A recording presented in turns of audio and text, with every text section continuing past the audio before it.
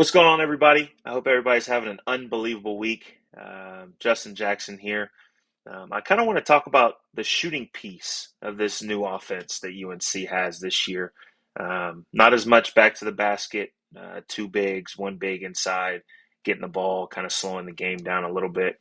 A lot of five out, drive and kick, things like that that go with the strength of this offense, which is the guard play and the versatility. And I think looking at this new offense, I think the biggest thing for me is one, it creates so many more catch and shoot opportunities from three. Um, so I think the importance of that piece is going to be huge for the success of this team. Um, I think, like I said, you see a lot of drive and kick situations, a lot of high ball screens or pick and roll situations where the guard is able to get inside and put pressure on the rim and on the defense inside, which causes a lot of kickouts. And so I think for this team to have the success that I think, can have, I think being able to step into those threes and being able to step into those shots with confidence and knock those down is going to be really, really key. Um, on the flip side of that, the more and more threes that they make, the more and more drive, kick outs that are created and shots that are knocked down, it also gives a better opportunity to play off closeouts. Um, Now teams have to respect everybody that's spaced out on the perimeter, so it creates harder closeouts, which create easier drives off those closeouts, and they can really get to the real strength of what I think this offense really is, and that's all these guards getting downhill and getting into the paint. Um, I think another big thing that this does, if they're able to step into these shots and um, you know make a respectable 3-point shooting team, it creates better opportunities for a guy like RJ. I think at the end of the day, RJ is what makes this team go, and I think all teams going into these games, that's going to be the biggest thing on the scouting report is, hey, we've got to try to slow RJ down. We got to try to make it as hard as possible for him. Well, now if the spacing is right and guys are threats from the outside, you can't necessarily clog the paint like we saw a little bit last year. You can't necessarily help off of other guys that you don't respect from the 3-point line. So it gives him a better opportunity to either go one on one, be able to play off of those pick and rolls where it's just him and the big defender, and just gives him better opportunities to be free a little bit more in the offense. I think it can get tough whenever teams are able to key in and scout against one particular player while not necessarily being afraid of threats from the rest of the guys that are spaced. So I think that's a really big key that maybe might not seem um, as big of a deal. With that being said, I think there are a few challenges, and I think there are a few things that, as fans and as people watching the games, have to realize and also have to give time to.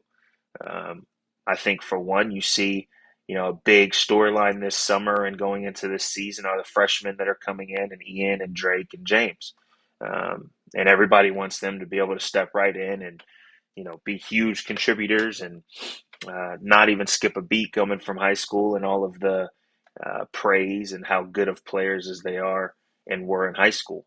Um, but it takes a little bit of time.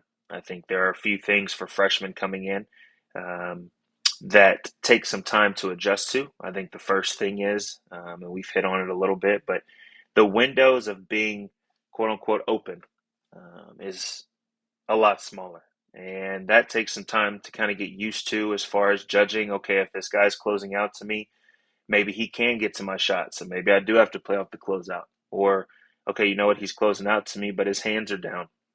So I can let that one fly. I think it just takes a little bit of time for freshmen to kind of adjust to that part. In high school, a lot of times when you're open by 8 to 10 feet. And so now you're dealing with guys that are stronger, faster, probably more athletic, longer.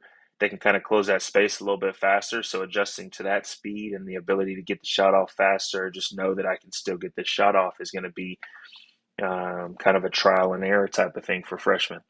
I think another one is just being in larger venues. You go from a 2,000 capacity gym in high school to now all of a sudden in the Dean Dome, you've got 19 plus thousand people in there, and depth perception is different.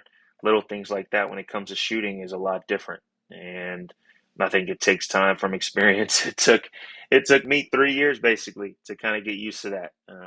So obviously, I hope that they have a quicker adjustment than I did. But I think another thing that's not really talked about too with freshmen and when it comes to shooting and just playing in general, but mainly shooting, is when you come in as a freshman, no matter how highly touted, the things that people say about you or the praise that you get, when you come in, there's an aspect of trying to find your role while also impressing the coaches, while also trying to stay the same player and do the same things that you've done for so long. And I think is a lot of times when you see these freshmen struggle, and I've gone through the same thing, a lot of times it's more mental than physical. A lot of times it takes kind of getting to that point of just kind of playing free, and not necessarily worrying too much about the outcome, while also adhering to kind of what the system is and what the coaches want from you and things like that. So that part takes time, and I think a lot of times people kind of miss that because you really only feel that if you're a player and you're a freshman, and are kind of going through it. So I think that's something too that we have to kind of hang on and kind of wait and watch the maturity and the evolution of these freshmen, especially when it comes to the shooting side of things. And with the transfers, I think you've got a guy like Cade Tyson who, 47%, 44%. Um, his whole career, he shot above 40%, which is a really, really great percentage for shooters. And we've seen kind of start off, not really, struggle at times from the 3-point line. Obviously, thankfully, those games don't matter. And it's just a chance for him to get out there and kind of get used to things. But even as a transfer, it takes time. Him coming from Belmont and going to, now the Dean Dome and playing in different arenas that he's, never been in that kind of situation with that amount of fans at times, and the amount of hype and the amount of pressure that comes with being at UNC now. It's just different. And I think shooting is a big rhythm thing. And if you don't necessarily have the rhythm, and your mental and physical and everything is lined up, it takes time to adjust. And I think those are some of the things that as fans and us watching it, I think we have to have some patience with it and know that what, it might not kick off the first game, we might not shoot 50%. Cade might not shoot 47%.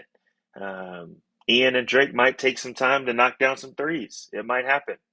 But at the end of the day, as long as they're able to step into that and get more and more comfortable, I think that this shooting piece of this new offense is really, really going to be key.